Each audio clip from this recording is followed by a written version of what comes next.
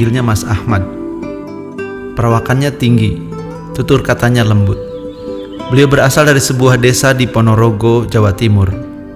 Keluarganya tidak tergolong kaya, bahkan mungkin pas-pasan saja. Allah memberikannya kesempatan untuk kuliah di ITB. Waktu saya datang ke Bandung, saya memikul koper haji pemberian Pak D saya. Di dalamnya berisi pakaian dan buku kisah Mas Ahmad di suatu petang. Terus terang, saya tersenyum-senyum membayangkan seorang calon mahasiswa datang ke kampus dengan memikul koper haji lagi. Mas Ahmad hadir dalam hidup saya sebagai sosok yang penuh teladan. Suatu ketika, di antara kami, adik-adik mentoringnya, ada yang sangat memerlukan kamus bahasa Inggris. Dan saya melihat Mas Ahmad datang kepada kawan saya dengan membawa kamus Inggris yang lengkap.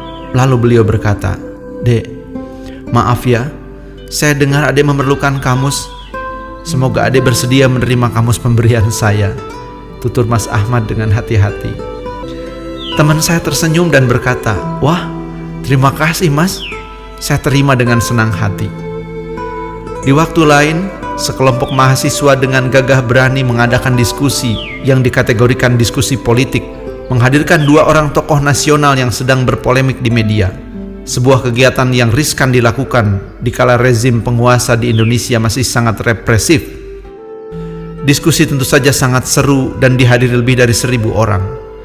Di sela-sela gegap gempita diskusi, saya melihat sosok yang saya kenal, Mas Ahmad. Ketika orang lain sibuk berdebat dan beradu argumen, beliau sibuk mencari tambahan kursi baru karena kursi yang tersedia tidak cukup untuk menampung peserta yang hadir. Saya lantas berbincang dengan beliau dan bertanya berbisik-bisik, apakah diskusi ini diizinkan? Maklum, saat itu untuk khutbah saja, naskah kita harus diperiksa kodim. Keterlaluan memang. Mas Ahmad lalu menjawab, diskusi ini tidak berizin. Tadi ada aparat militer yang akan membubarkan. Saya minta kepada mereka agar adik-adik ini dibiarkan dengan kegiatannya. Nanti kalau ada yang dianggap menyimpang, biar saya saja yang ditangkap, katanya seperti biasa dengan tutur kata yang tenang. Kata-kata Mas Ahmad sangat mengejutkan saya. Saya tahu beliau baru saja dipastikan mendapat beasiswa di Illinois University sebagai dosen muda dari ITB. Langkahnya untuk pasang badan pastilah berisiko sangat tinggi. Sahabatku, dalam sosok Mas Ahmad, saya melihat kebenaran janji Allah. Barang siapa menolong agama Allah, maka Allah akan menolongnya dan meneguhkan kedudukannya.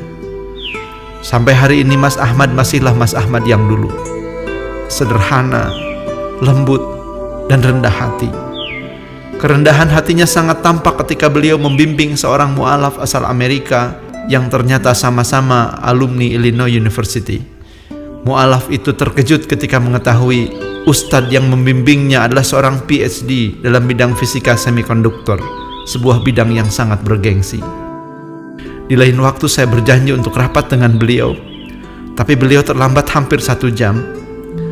Ketika saya bertanya penyebabnya, dengan suara yang lembut Mas Ahmad berkata, "Maaf, saya bantuin istri dulu mencuci baju. Kasihan istri kalau tidak dibantu. Si Mbok sedang pulang kampung," katanya.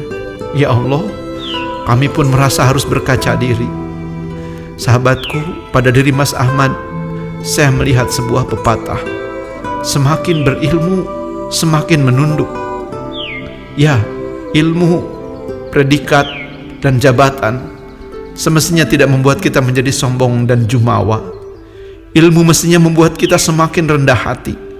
Jabatan mestinya membuat kita semakin menyadari betapa amanah ini akan dipertanggungjawabkan.